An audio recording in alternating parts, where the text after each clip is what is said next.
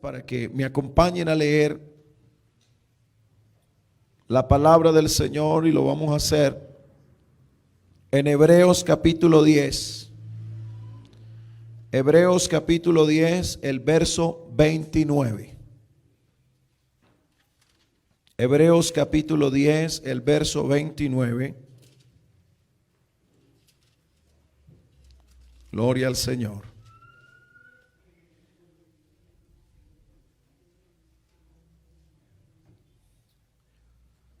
Hebreos capítulo 10, el verso 29, nos dice esta hermosa porción de la Escritura.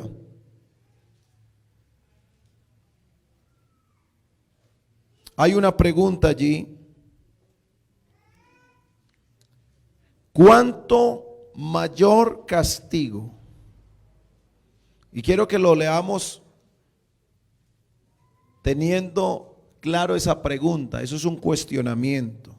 ¿Cuánto mayor castigo pensáis que merecerá el que pisoteare al Hijo de Dios y tuviere por inmunda la sangre del pacto en el cual fue santificado, e hiciere afrenta al Espíritu de gracia? Eso es una pregunta. ¿Cuánto mayor castigo pensáis que merecerá el que pisoteare al Hijo de Dios y tuviere por inmunda la sangre del pacto en el cual fue santificado, e hiciere afrenta al Espíritu de gracia? Y bajo esa pregunta, no hagas afrenta al Espíritu Santo, quiero enseñarles en esta mañana, bajo la inspiración del Espíritu de Dios: no hagas afrenta al Espíritu de gracia. Ubíquese, tenga la bondad. Cuando leemos en la Escritura esto,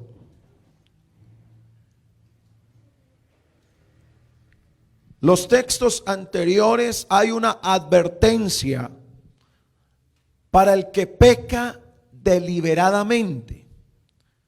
Hay quienes pecan porque son pecadores, pero hay quienes saben qué es el pecado y aún así lo hacen. Esta advertencia es para el que sabe que es pecado y aún así lo hace. Este texto está haciendo una advertencia.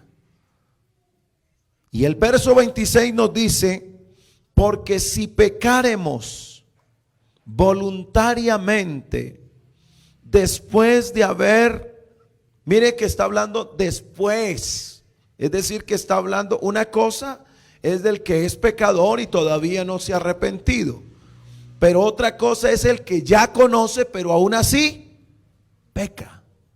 ¿Y cómo peca? Deliberadamente, sabiendo que es pecado, pero lo hace. Si pecaremos voluntariamente después de haber recibido el conocimiento de la verdad, ya no queda más que sacrificio por los pecados. Es decir, el sacrificio de Cristo en la cruz es suficiente para que nosotros alcancemos perdón de pecados. Pero cuando una persona peca deliberadamente, ya sabiendo que es pecado, pero sigue pecando, ya no queda más sacrificios para él. Verso 27. ¿Qué le queda? Le queda una horrenda expectación. Mire cómo dice la palabra, expectación. ¿A qué se refiere esto? Es decir, que la persona que está pecando deliberadamente, aún sabiendo que está en pecado, esa persona está en una expectativa que hay un juicio para él, hay un juicio para él. ¿Por qué? Porque está pecando deliberadamente. Sino una horrenda expectación de juicio. ¿Y qué dice? Y de hervor de fuego que ha de devorar ¿a quiénes? A los adversarios. Y viene el verso 28 que dice: el que viola la ley de Moisés, el que viola la ley de Moisés, por el testimonio de 2 o 3 testigos, muere irremisiblemente. Y ahí viene la pregunta que yo les hacía: ¿cuánto mayor castigo pensáis que merecerá el que pisoteare al Hijo de Dios y tuviere por inmunda la sangre del pacto en la cual fue santificado e hiciere afrenta al Espíritu de gracia? En Éxodo capítulo 13, vamos a mirar allí un ejemplo. En Éxodo capítulo 13, el verso 21. En Éxodo capítulo 13, el verso 21 nos dice: y Jehová iba delante de ellos de día en una columna de nube para guiarlos por el camino, y de noche en una columna de fuego para alumbrarles, a fin de que anduviesen de día y de noche. Verso 22. Nunca se apartó de delante del pueblo la columna de nube de día, ni de noche la columna de fuego. Esa nube era el testimonio de que Dios iba guiando a su pueblo en el medio del desierto. Iniciamos este sermón con una pregunta. Pisotear la sangre de Cristo es cuando una persona que conoce ya la palabra está rechazando la guía de Dios. Así como la nube estaba para guiar al pueblo en el desierto, y algunos fueron postrados en el mismo desierto por su desobediencia, hay una horrenda, hermano, una horrenda noticia para el que no permite que Dios lo siga guiando después de haberlo conocido. Bueno, créame que no le va bien a alguien que deja que Dios ya no lo guíe más. Estas personas no viven, hermano, tranquilas, porque siempre en su conciencia hay un peso de culpa, porque saben que están haciendo mal. Y dice la palabra del Señor que eso que sucedía allí era una manifestación del Espíritu de Dios a través de la nube de día y la columna de fuego de noche. Esa columna, imagínense, hermano, para donde iba esa columna, el pueblo iba. Detrás de esa columna, el Señor los estaba librando del sol del día, y en la noche en la columna de fuego les daba calor, porque en el desierto, hermanos, la temperatura en el día puede subir muy alto y en la noche puede bajarse hasta bajo cero. Es un frío terrible. Por eso es que usted mira que las personas de estos territorios, ellos se ponen hasta una indumentaria muy completa y hasta se ponen algo que les cubre la cabeza. Y la pregunta que queda es: si está haciendo tanto calor, ¿cómo hace esa gente para vestirse así? Pero ellos son capaces de resistir ese calor del día para que ese calor les dure en el frío aterrador de la noche. Eso es lo que sucede. La Biblia nos habla de cómo era visible ante el pueblo la presencia de Dios. En el segundo libro de Crónicas hubo una manifestación del Espíritu de Dios allí. Segundo libro de Crónicas, capítulo 5, el verso 14. Y no podían los sacerdotes estar allí para ministrar por causa de la nube, porque la gloria de Jehová había llenado la casa de Dios. ¿Qué veían ellos? Era una nube. Los hebreos a esa nube que era visible ante los ojos de ellos, la llamaron la Shekinah o la Shekinah, que significa la presencia visible de Dios. Porque ellos la podían ver y eso era algo glorioso, ver esa nube que venía hasta el tabernáculo y cubría. Allí es diciendo Dios, me hago presente en medio del tabernáculo que Él mismo había mandado edificar. Vemos otro pasaje de la Escritura que nos habla del profeta Elías, que desafió a los profetas de Baal. Y delante del pueblo les dijo a ellos que dejaran de adorar los ídolos y adoraran al Dios vivo y verdadero. Y para demostrarles que Jehová es Dios, él oró al Señor para que descendiera fuego del cielo. ¿Y qué sucedió? Descendió fuego del cielo. O sea, Dios respondió, se hizo manifiesto.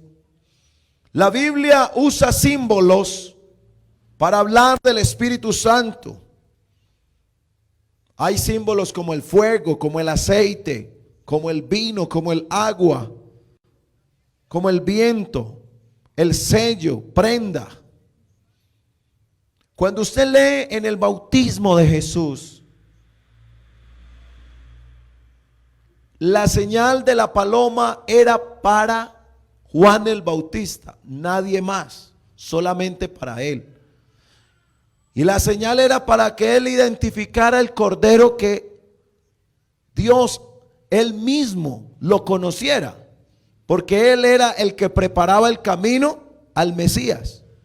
Y para que Juan el Bautista supiera quién era, entonces hubo una señal, y la señal dijo, sobre el cual veas descender el Espíritu. ¿Cómo? No está diciendo que el Espíritu Santo sea una paloma, porque hay personas que hasta tienen versículos con una paloma diciendo que ese es el Espíritu Santo. El Espíritu Santo no es un animal. Esa palabra como denota un símil, un símbolo o una comparación, pero no está diciendo que es. El Espíritu Santo no es paloma. Y además la señal no era para nadie más, sino solamente esa señal era para Juan el Bautista. Eso es bueno aclararlo. Y la palabra del Señor nos dice, hablándonos de los símbolos que nos describen las características y la naturaleza del Espíritu de Dios, porque el Espíritu de Dios es la esencia de Dios.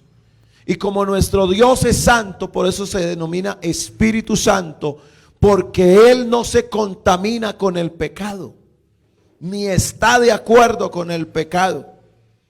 La Biblia le da unos títulos al Espíritu Santo, como leíamos: Espíritu de gracia, Espíritu Santo, Espíritu de verdad, Espíritu de vida, Espíritu de promesa, Espíritu de gloria, Espíritu de Cristo, Espíritu de unción, Espíritu consolador y Espíritu de Dios. Todos ellos, no es que cada uno sea un espíritu diferente, no, es el mismo Espíritu de Dios, pero son designaciones que se le dan a nuestro único Dios. Y mire, esas son características que Dios tiene, propias de Dios. Y cuando usted ora y le dice: Señor, que tu Espíritu Santo me guíe, está permitiendo que Dios a usted lo santifique.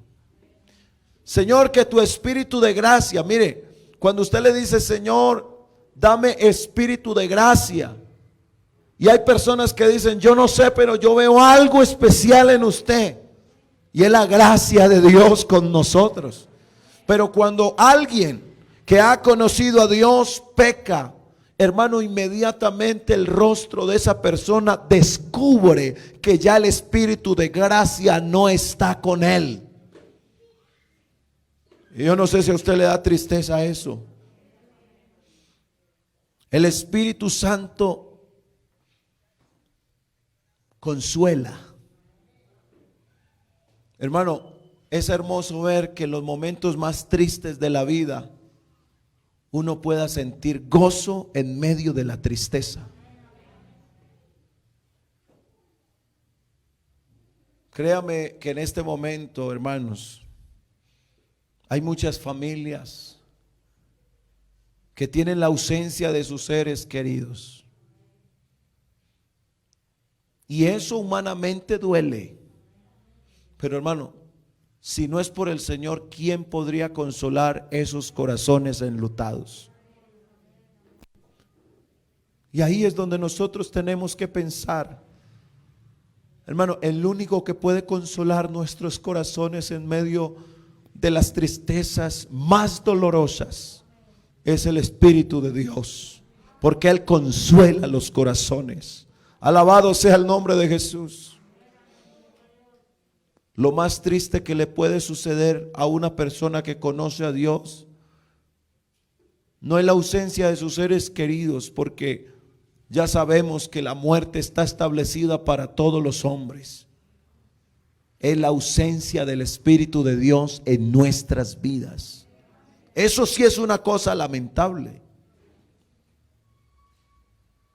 Y por cuenta del pecado de desobediencia, de la negativa del pueblo de Israel, de estar siempre renegando, porque una cosa es clamar y otra es renegar. Israel en el desierto renegaba, murmuraban de Moisés, murmuraban de Dios. Entonces Dios le dijo a Moisés, ¿sabe qué, Moisés? Yo les voy a mandar un ángel, pero yo ya no voy a ir con ustedes. Van a ir a la tierra prometida, pero ya no me voy con ustedes. Que este pueblo es rebelde, este pueblo murmura, este pueblo no agradece imagínense, hermano, tenían vestido que no se envejecía. Tenían unos zapatos, unas sandalias que no se les desgastaban. Dígame, ¿qué empresa puede hacer eso? Ninguna. Todo lo material se desgasta y tiene una fecha de vencimiento. Pero Dios les había dado un vestido que no tenía fecha de vencimiento. Tenían unos zapatos que no tenían fecha de vencimiento. Cuando tuvieron sed, Dios de una roca les dio agua. Cuando tenían hambre, Dios mismo operaba milagrosamente y les daba el maná en el desierto. Pero ellos, en vez de agradecer, estaban renegando. Y yo quiero en este momento decirle, nosotros vemos todos los días, gracias a Dios, el sol que sale por nuestras ventanas de la casa.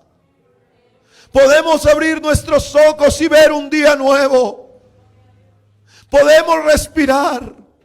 Podemos tener el sustento diario, pero aún así a veces falta gratitud delante de Dios, porque estamos pensando es en lo que nos hace falta y no en lo que hemos recibido. A Dios le fastidia la ingratitud, la rebeldía, el estar renegando. Entonces el Señor le dice a Moisés, yo le voy a mandar un ángel, pero yo ya no voy con este pueblo, ya no voy. Bueno, cuando Moisés escucha esa noticia, ese hombre no dijo, bueno Señor, bueno, lo que usted diga. Él le pareció terrible esa noticia. Y él ahí mismo postrado delante de la mismísima presencia de Dios, él le dice, Señor, si tu presencia no ha de ir conmigo ni con este pueblo, entonces aquí nos vamos a quedar. No nos saques de aquí. Eso es una determinación, eso es una decisión firme.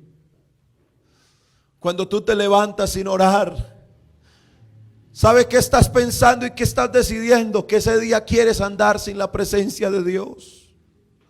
Porque a veces en los afanes y en el correr no tenemos en cuenta a Dios, y por eso es que nos estrellamos en muchas cosas, porque no nos dejamos guiar del Señor, no nos dejamos que Él sea en nosotros y no nosotros haciendo lo que nos parezca. Pero hay un Moisés que nos da un ejemplo de clamor, de humillación, diciéndole: Señor, si tu presencia no ha de ir. Hermano, dígame usted, caminando en la presencia de Dios, hermano, eso no es lo mismo. Resuelva problemas sin Dios y verá que no va a hacer nada. Póngase a arreglar problemas familiares sin Dios y verá que no va a hacer nada. Pero alguien que clama, alguien que se humilla, alguien que busca de la mismísima presencia del Espíritu de Dios, las cosas cambian cuando tú tienes en cuenta a Dios en tu vida.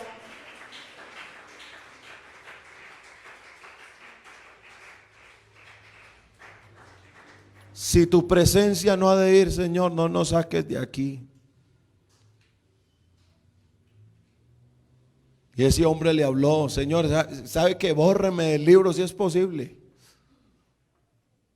Oiga, es que eso es un hombre decidido en la presencia de Dios.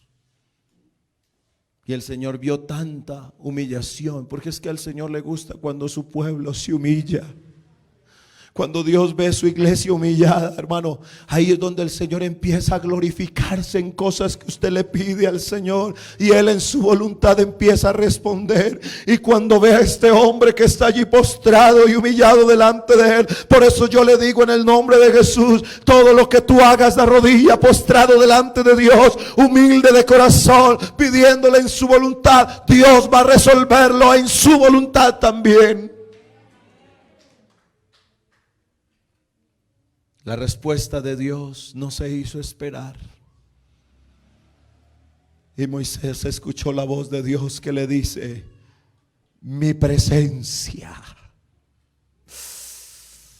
Yo me imagino el gozo que sintió Moisés cuando el Señor le dijo: mi presencia irá contigo y te daré descanso.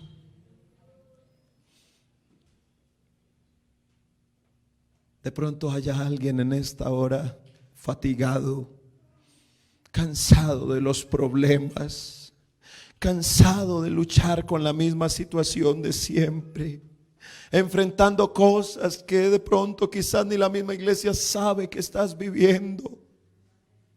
Pero aquí hay uno que sí conoce lo que está, con lo que estás batallando. A unos nos da, hermano, la dificultad más grande que pueda tener un creyente es consigo mismo. Porque la duda nos llega, la incertidumbre nos llega y nos visita, y a veces nos dejamos gobernar de todo eso.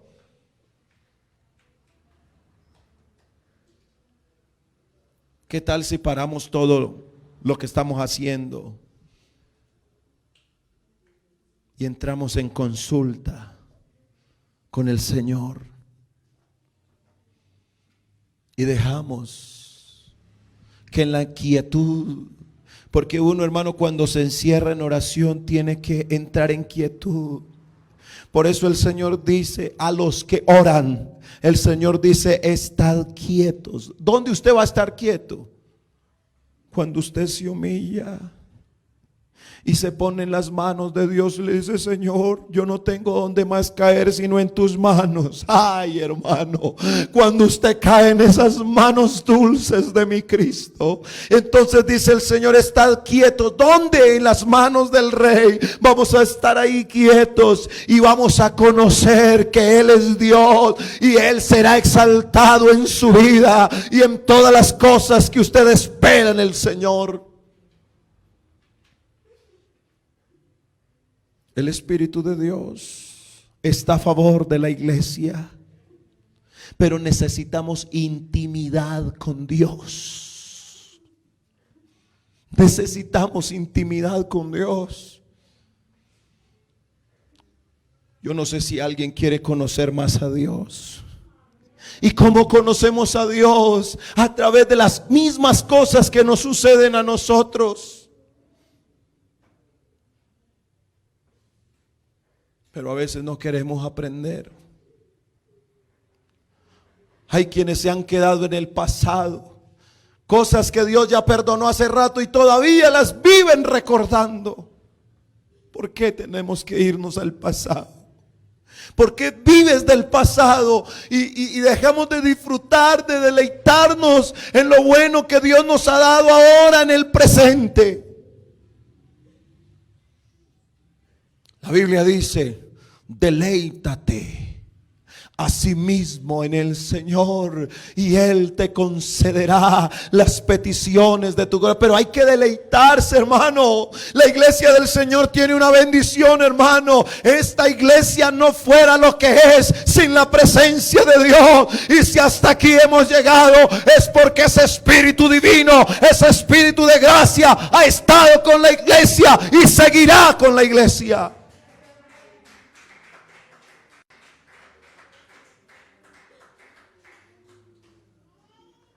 Yo quiero decirle a la iglesia del Señor: no permitas que en tu vida haya ausencia del Espíritu de gracia. No permitas eso, por favor. No te vayas sin su presencia. No andes sin la presencia de Dios. No vivas sin la presencia de Dios. La requerimos en todo, en las decisiones, en el trabajo, en el estudio, en todos los quehaceres diarios. Necesitamos la presencia de Dios, que su Espíritu de gracia no se aparte de nosotros. Si otros pisotean la sangre de Cristo, porque su fe menguó, y algunos dejaron de batallar, entregaron sus armas y son soldados que en este momento están malheridos. Hermano, ellos quizás ya no ni claman a Dios, pero tú y yo necesitamos fuerza de Dios para batallar lo que tenemos por batallar y también para clamar por ellos.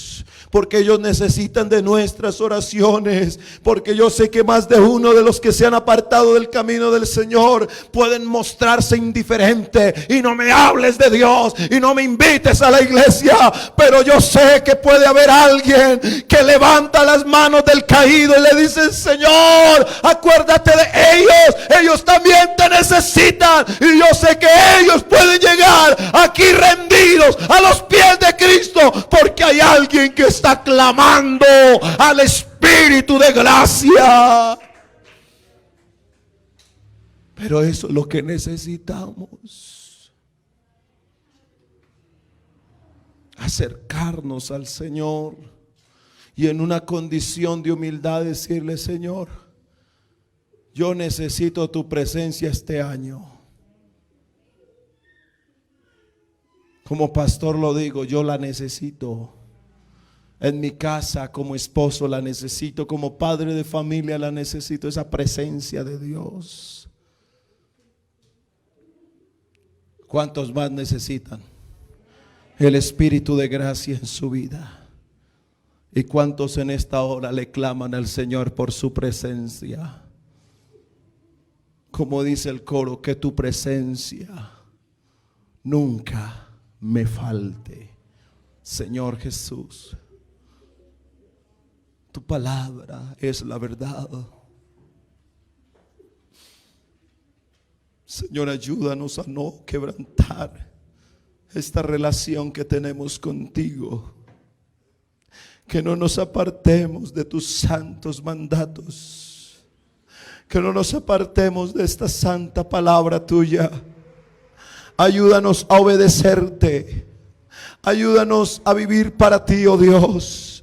Ayúdanos a acercarnos más y más a ti, a conocerte más, a saber más de ti, Señor, a aumentar nuestra fe, a vivir, Señor Jesús, bajo la presencia tuya, Señor, con este espíritu de gracia, con tu dirección, con tu guía. Señor, eres necesario en nuestras vidas, Señor. Anhelamos tu presencia, anhelamos vivir para ti, anhelamos, Señor, el mover de tu Santo Espíritu en nosotros. Necesitamos, Señor Jesucristo, que tu presencia, Señor Jesús, sea permanente en nuestras vidas. Por eso hay un clamor.